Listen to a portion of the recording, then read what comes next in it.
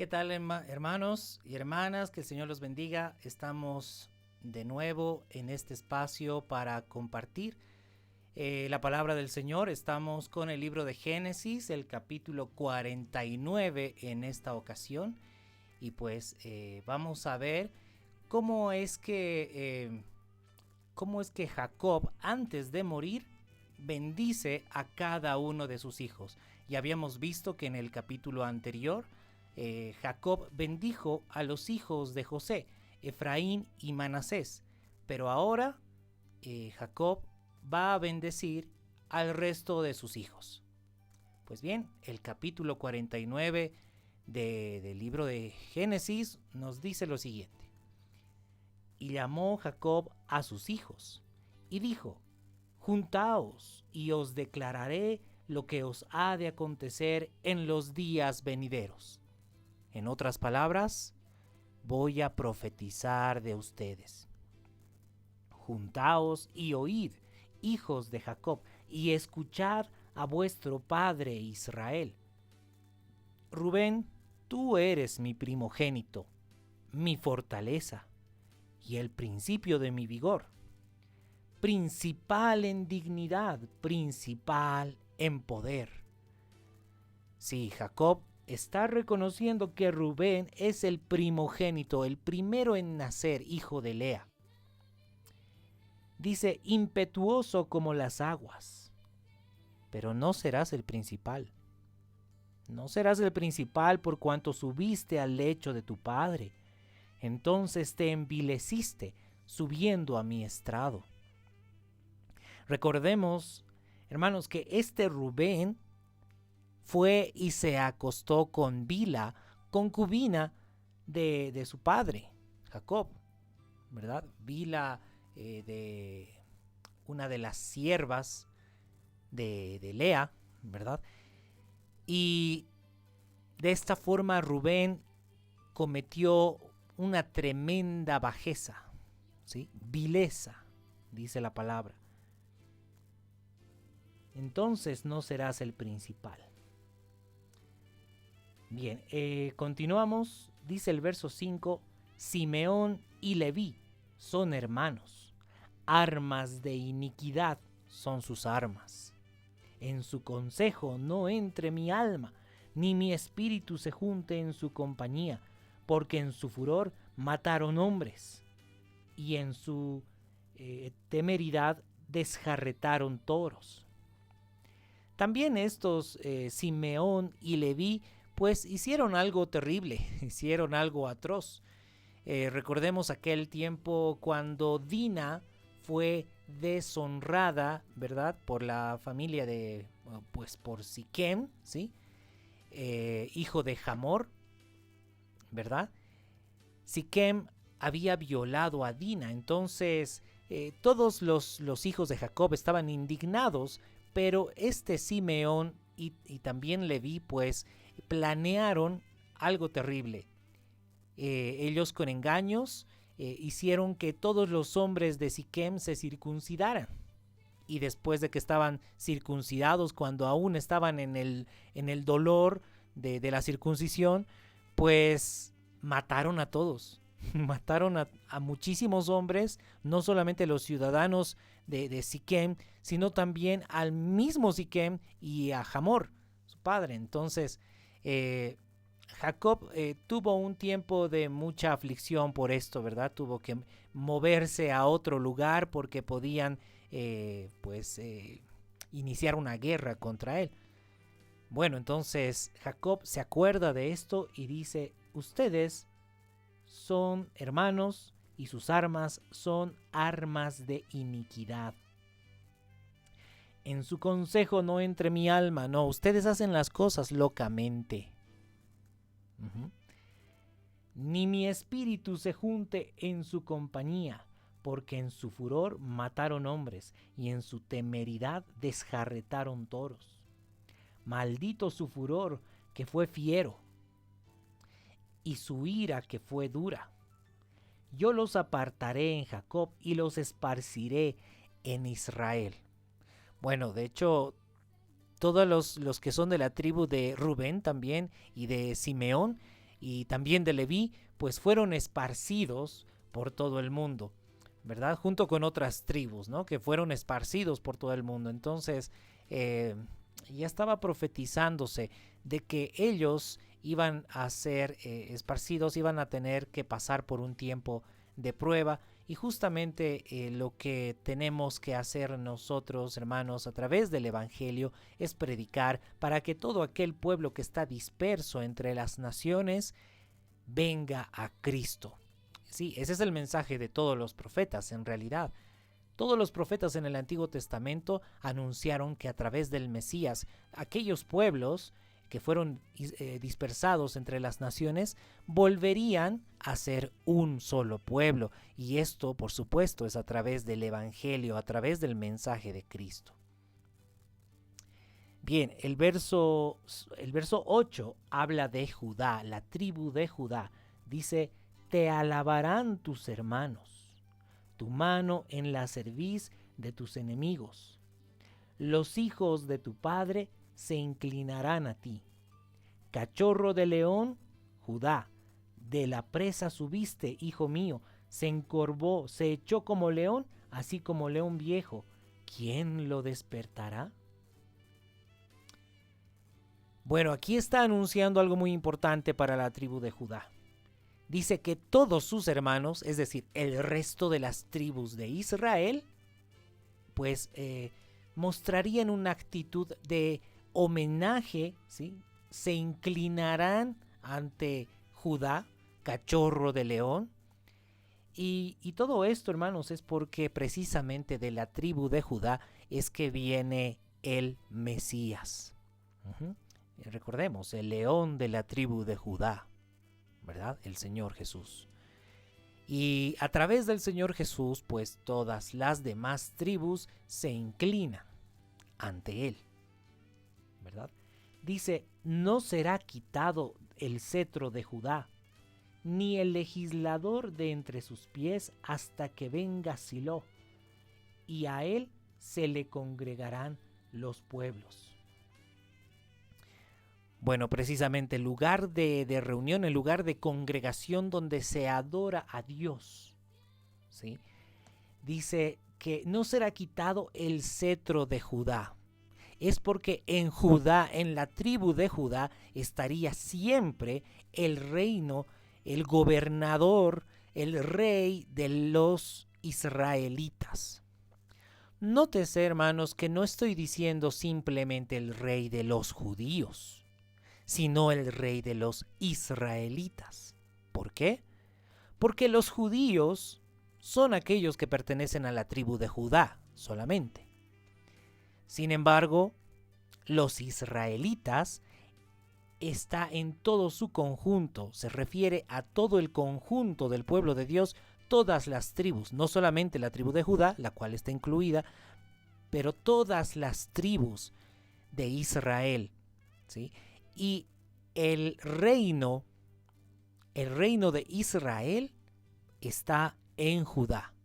El cetro de la casa de Judá no será quitado. Y el linaje de David, el hijo de David, el renuevo, el retoño, que es el Mesías, pues reina desde el trono que está en Judá. Recordemos que ahí mismo está el templo del Señor. Bien, dice además el verso 11, atando a la vid su pollino y a la cepa el hijo de su asna. Lavó en el vino su vestido y en la sangre de uvas su manto. Y esto, por supuesto, está haciendo alusión al rey de Israel, que es nuestro Señor Jesús, que tiene una característica muy importante, que es la humildad, y que fue manifestada cuando entró en un pollino, hijo de asna, a Jerusalén. Recordemos, ¿verdad? Y dice también que lavó en el vino su vestido y en la sangre de uvas su manto. Recordemos que, hermanos, en este tiempo nosotros tenemos que cosechar. No solamente cosechar trigo para molerlo y hacer harina y con ella hacer pan, pero también cosechar uvas. Esas uvas son guardadas en el lagar de la ira de Dios, la cual será pisada por nuestro Señor Jesús cuando venga en sus santos juicios. Vamos a ir por un momento a Apocalipsis capítulo 14, verso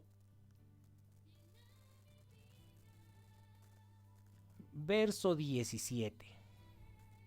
Dice: salió otro ángel del templo que está en el cielo, teniendo también una hoz aguda, y salió del altar otro ángel que tenía poder sobre el fuego, y llamó a gran voz al que tenía la hoz aguda, diciendo: mete tu hoz aguda y vendimia los racimos de la tierra, porque sus uvas están maduras.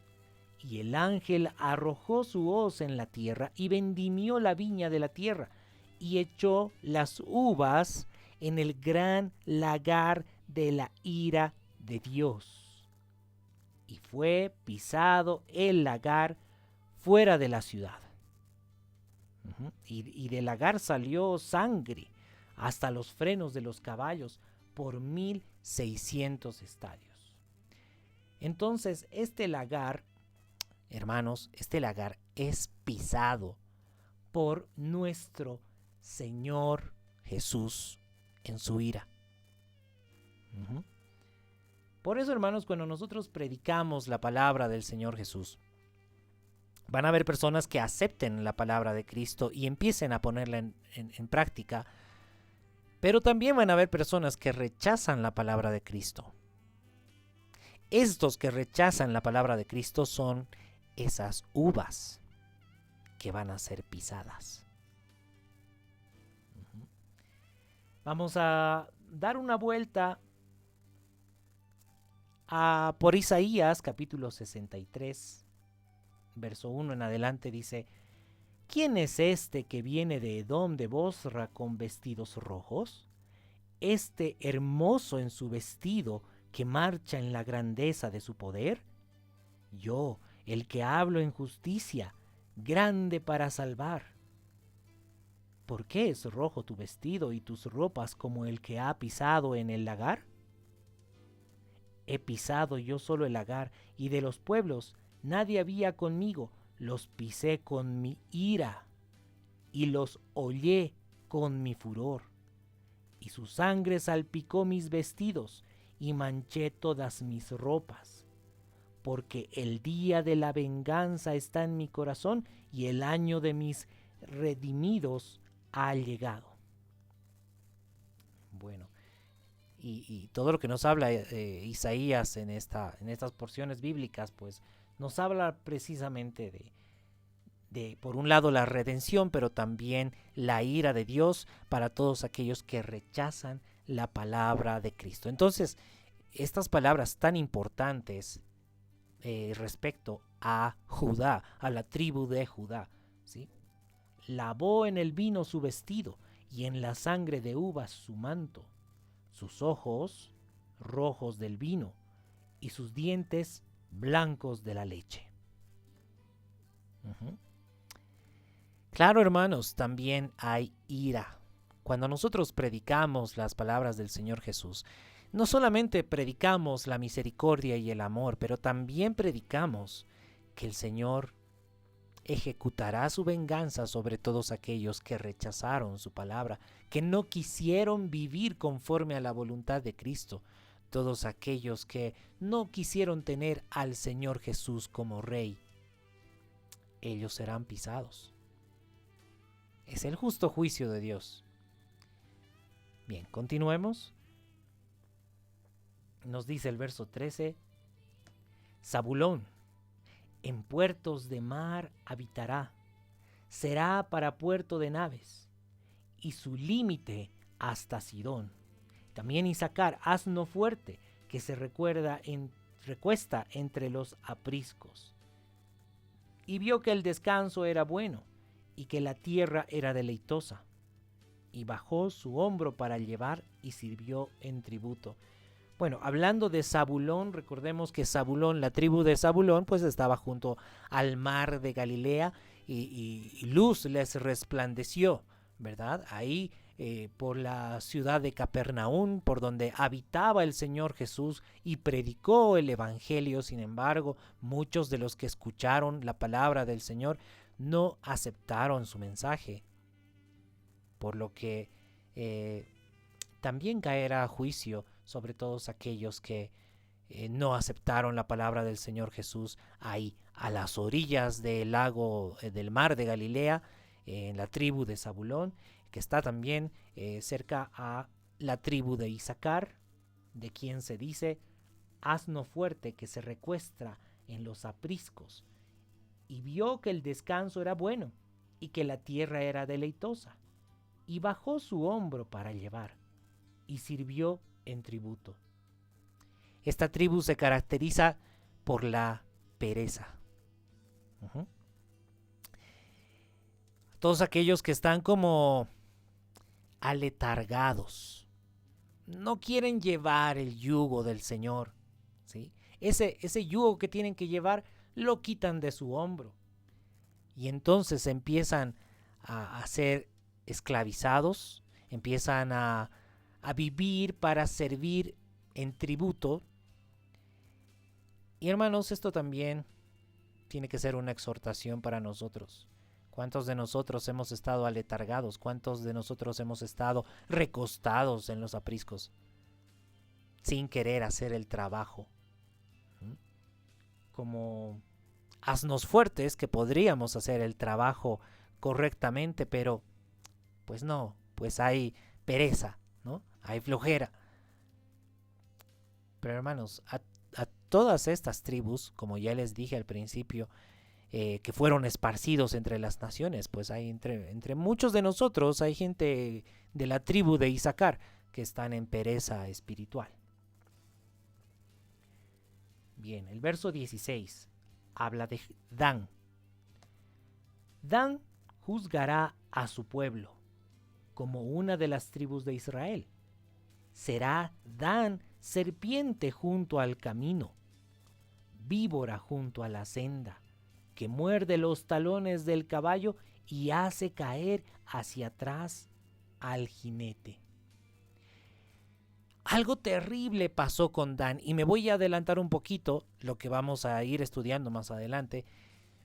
Dan no era precisamente una tribu que se caracterizaba por el temor a Dios, por rendir alabanza y adoración sincera a Dios, no, sino que Dan, la tribu de Dan, se caracterizó principalmente por su idolatría.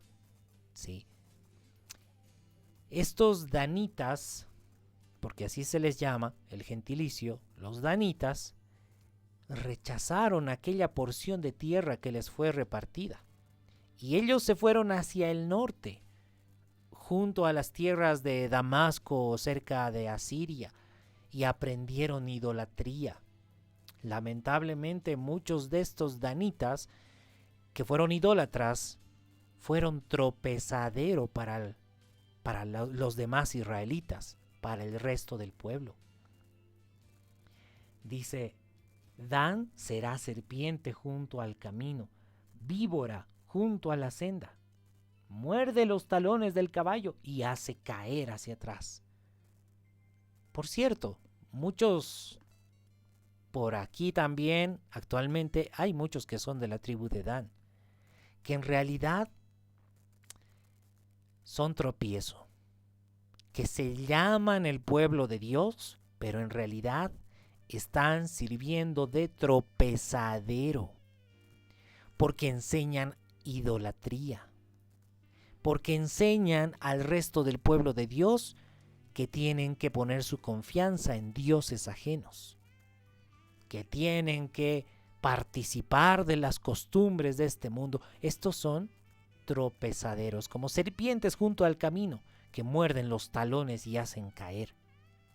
El verso 18 dice, tu salvación esperé, oh Jehová. Es como un clamor, ¿sí? Clamor, Señor, ¿qué va a ser de Dan? Señor, sálvalo por tu misericordia. Espero en tu salvación, Señor, para Dan.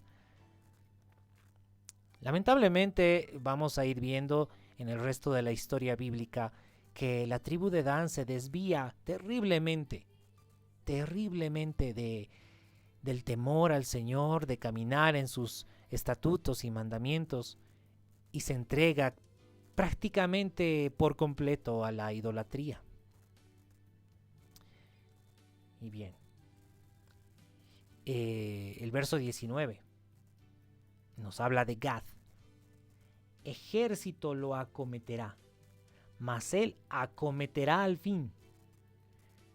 Este Gad está representando a aquellos que son, voy a decirlo de esta manera, tercos.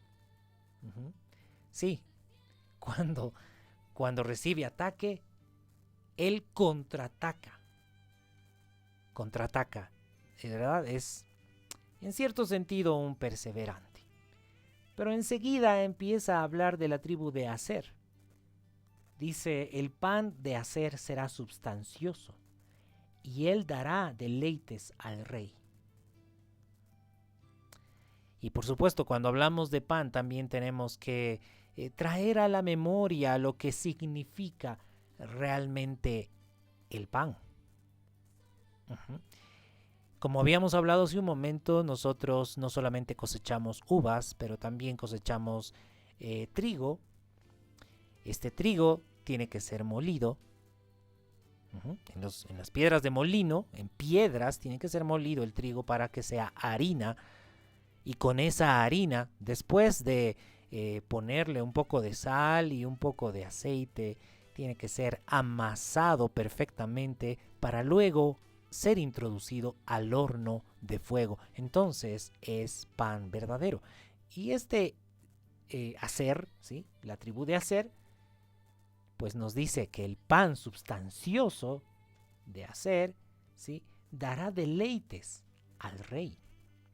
Interesante lo que habla del tribu de Aser. Neftalí, sierva suelta, que pronunciará dichos hermosos. Ramá fructífera es José. Ramá fructífera junto a una fuente cuyos vástagos se extienden sobre el muro. Bueno, ahí ya está hablando de José, pero antes, hablando un poquito de Neftalí. Dice que Neftalí se caracteriza por tener dichos hermosos, probablemente como ser poeta, tener una buena retórica, agradable al oído, pues representa la tribu de Neftalí a aquellos que tienen esa característica. Bueno, y ahora sí nos habla de José, que es una rama fructífera. Dice que José es rama fructífera junto a una fuente, cuyos vástagos se extienden sobre el muro. Cuando está hablando de José, pues por supuesto, también está implícita la descendencia de José, Efraín y Manasés. Aunque, claro, también hubieron palabras, ¿verdad?, para Manasés y Efraín exclusivamente. Pero este José, a pesar de que no hay una tribu con su nombre realmente, pero representa a todos aquellos que dan realmente fruto. Porque José vivió a través de la fe. La fe de José tuvo que ser probada, tuvo que ser tratada, porque a pesar de que José sabía que Dios iba a hacer la obra en él, que había tenido sueños, ¿verdad?, donde sus hermanos se inclinaban ante él. Sin embargo, José pasó momentos muy difíciles, fue vendido como esclavo, fue rechazado por sus hermanos, fue aborrecido por sus hermanos.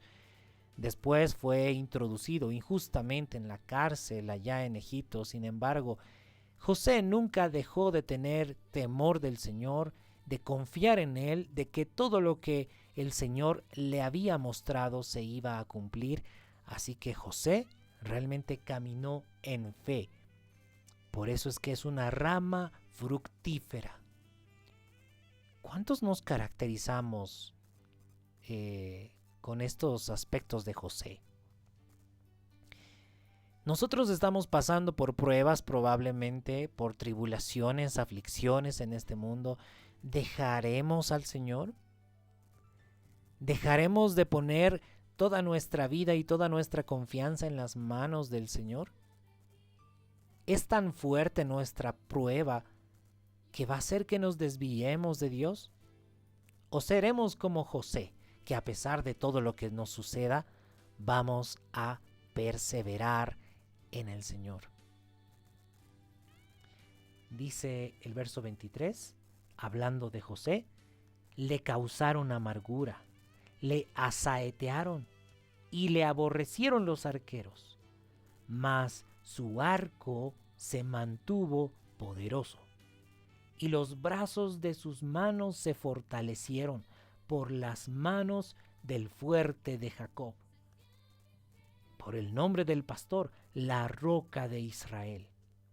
Veamos que aquí literalmente está mencionando al Mesías, a la roca de Israel, quien fortaleció los brazos de José y mantuvo el arco de José poderoso.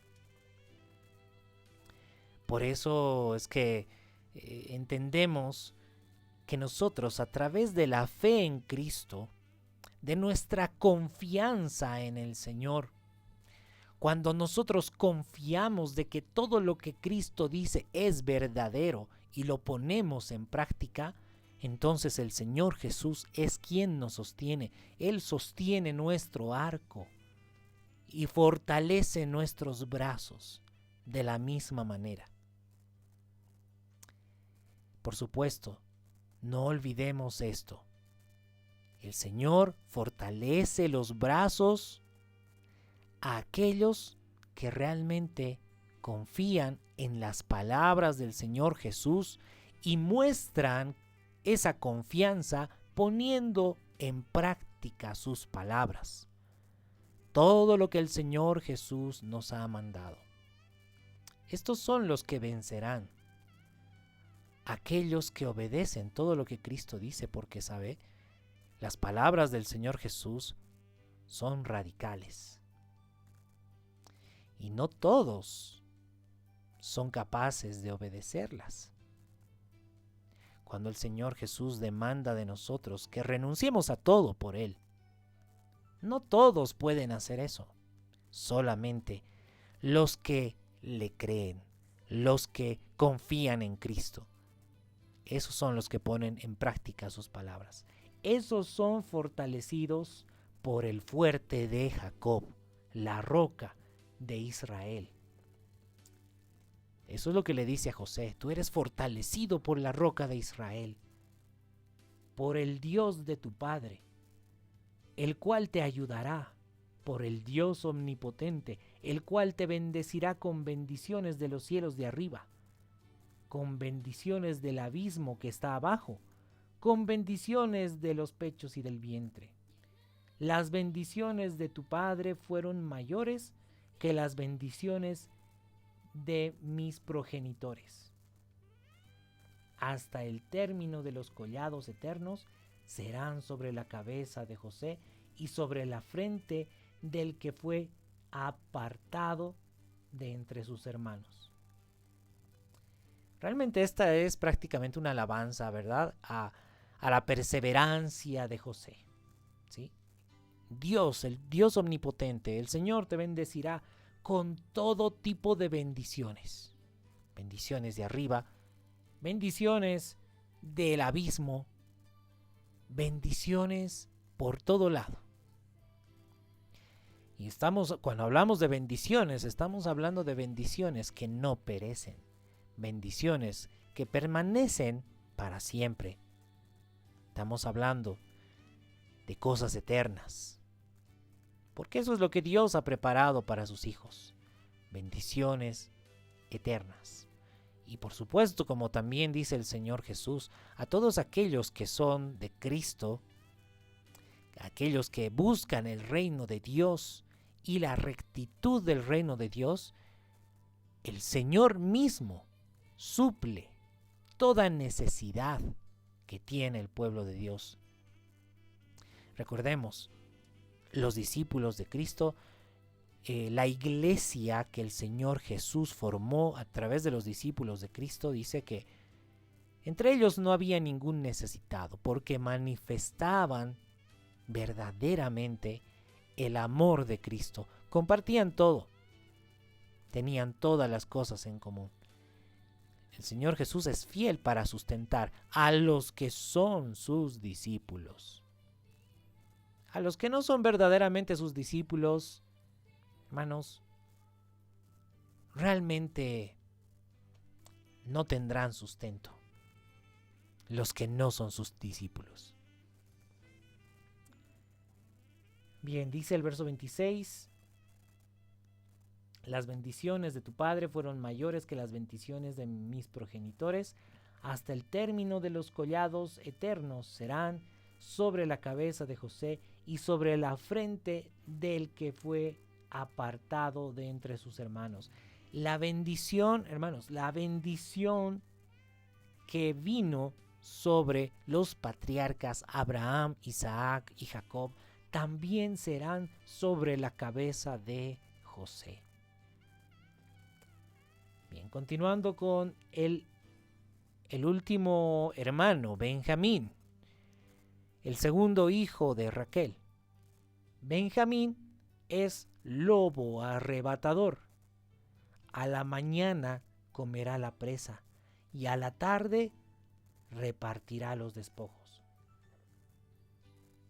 Bueno, también vamos a ver más adelante cómo es que la tribu de Benjamín llega a ser mala influencia para Israel, lamentablemente. Benjamín es lobo arrebatador. Recordemos las palabras del Señor Jesús. Hay algunos que son lobos, que no es precisamente que quieren el bien de las ovejas, sino que los lobos arrebatan ovejas y se come la presa. Entonces, este Benjamín está representando también a cierta actitud de personas que se disfrazan de lobos, se disfrazan de ovejas siendo lobos. Y por supuesto, hermanos, nuestra predicación, la predicación del Evangelio, tiene que procurar que todos aquellos que sean lobos arrebatando ovejas, pues de alguna forma se arrepientan.